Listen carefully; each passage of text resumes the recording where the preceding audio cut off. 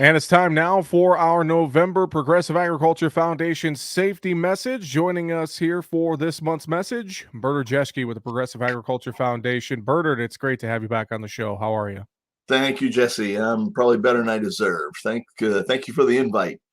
Well, of course, we always appreciate having you and the folks with the Progressive Agriculture Foundation on to talk safety and talk our youth. And this month is Tobacco Awareness Month and the American Cancer Society's Great American Smokeout coming up on November 18th as well. And I know that's going to be a focus here this month for the Progressive Agriculture Foundation. As let's talk about this a little bit. And, it's hard to imagine young kids using tobacco or nicotine, but I know that in some cases it does happen, Bernard.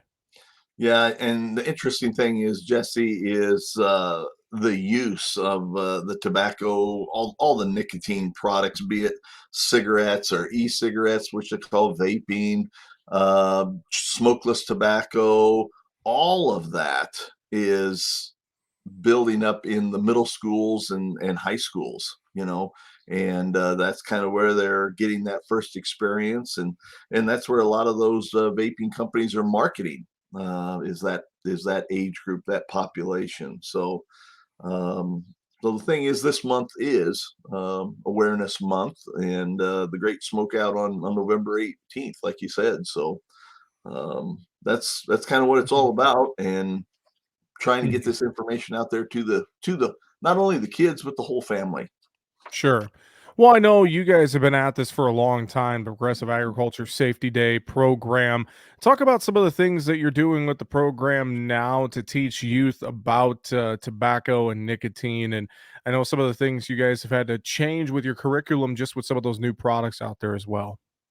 Yeah, we've been at this for over 27 years here at Progressive Ag Safety Days, and we started out as doing all these hands-on activities for the safety and that type of thing, and now we're building more in or including more health things, and this topic and stuff really does fold right into that, because the thing is, our Progressive Ag Safety Day is targeting 4 to 13 year olds, and that's right where we see these numbers increasing. So we've started developing some new resources and curriculum for everything from the cigarettes, the e-cigarettes, smokeless tobacco, and we've also started including things dealing with the mental well-being, helping the kids deal with stress. The thing is, we keep talking about the stress and stuff that the family's under, and if mom and dad is under stress, I'll guarantee you the kids are under stress also. But a lot of times the kids don't even know what stress is. What how do I know that I'm under stress, and that type of thing. So we have really developed a whole new package of curriculum for not only safety now, but bringing in that all that health and stress management and healthy lifestyles, vaping, all of that stuff is a lot of new materials that we're bringing to the Progressive Ag Safety Days.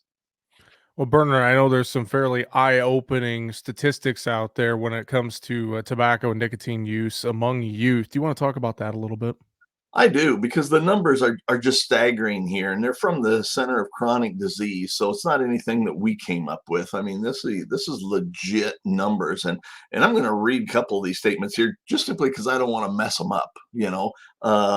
And the first one here is, it talks about each day in the United States, approximately 1,600 youth smoke their first cigarette, and nearly 200 youth start smoking every day. To me, that is a staggering number, of how many kids are actually trying this for the very first time every day, and then how many of them continue. Another number here is deals with the flavoring of tobacco. We talk about the vaping and how they market this and all of these neat flavors and wonderful flavors they've added. And that's the marketing process here. And the statistic we're dealing with that is flavoring tobacco and nicotine. It makes that more appealing, and 85% of the high school students and 74% of the middle school students who've used tobacco products in the past 30 days reported using a flavored tobacco during that time. And to me, that tells me exactly what's going on out there, in the marketing, and where's the biggest problem for the vaping and that type of thing. And then the last statistic here that you're mentioning there, the U.S. Surgeon General has declared e-cigarette as a youth epidemic, and just dealing with the rise is 78% rise in use in 2017 to 2018 among high school students and teens that are using the e-cigarettes over traditional combustible cigarettes. A So lot of, yeah. that's huge numbers. That's huge Mhm. numbers. And so, so now not only safety are we dealing with, but we're getting more into this health world. A lot So of eye-opening statistics there, Bernard. What about some strategies for talking to our youth about nicotine and tobacco use? Maybe go through some of that a little bit. yeah, we do try to work in some strategies here, and because we want to send some information home with those kids, not only for the kids, but maybe mom and dad and that whole family unit. Because when we're watching the movies out there, television shows, things that the kids are doing online, they're just glamorizing a lot of this stuff, and the smoking and those types of things, and that really does influence those youth. So we do talk about some of these strategies on how to help the kids and the families. One of them is set a good example. When we talk about setting that good example about being tobacco free, and for parents to make sure that those kids are not exposed to secondhand smoke and vapor, not only at home, obviously, but at events. If those youth are going to go to an event, look into that, see if that event is smoke free. So that's setting a good example. Establish a smoke-free policy in your home. That's so important that the kids are aware that that it's so important to be mom and dad feel it's so important to be smoke-free, is we're not going to have any of this at our home, type of thing. So setting that example there is a good strategy. We also talk about getting started visiting with your kids, and you can start this as young as 5 and 6 years old. Those elementary kids are already hearing about this. They're already seeing the high school kids, the middle school kids. They're already seeing them smoking and vaping, and so these elementary kids are much wiser about this than a lot of people think. So start talking to those kids at an early age. Get that conversation going. And as soon as you get that conversation going, it's going to make it a little easier to continue that conversation through the middle school years, high school years, and that type of thing. And the last strategy that they mentioned here, the Center of Chronic Disease mentioned, is it's never too late to quit.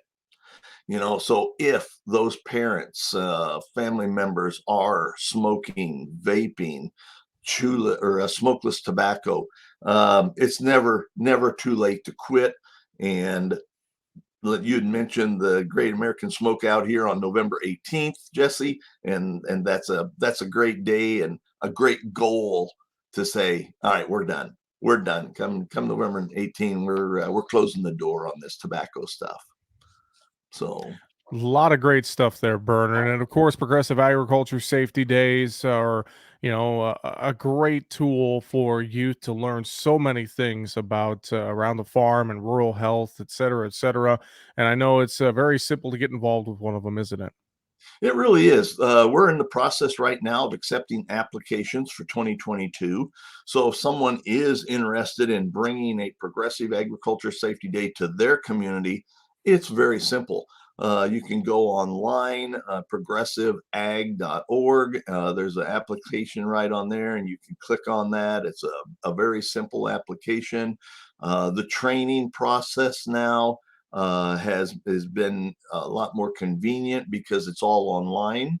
It's an online training. It's at your own pace, and you can do that right from home, work, or whatever, however you want to work this into your schedule. So We're trying to make it as convenient as we can, because the thing is, Progressive Ag Safety Day was built on volunteers, and we deal with 400 to 500 volunteer coordinators across North America every year, and hopefully reach 80 to 100,000 kids and volunteers. So that's a big impact, but to do that, and to bring that education to your community, sometimes somebody's just got to step up and say, all right, I'm going to help coordinate that. I'm going to bring that to my community.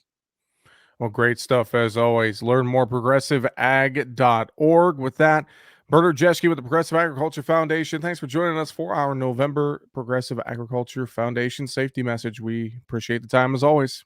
Well, we appreciate you, Jesse, and we couldn't get this message out without you and Market Talk and everybody helping us get that safety and health message out there. Bernard, thank you so much for the time. Thanks again. Thank you.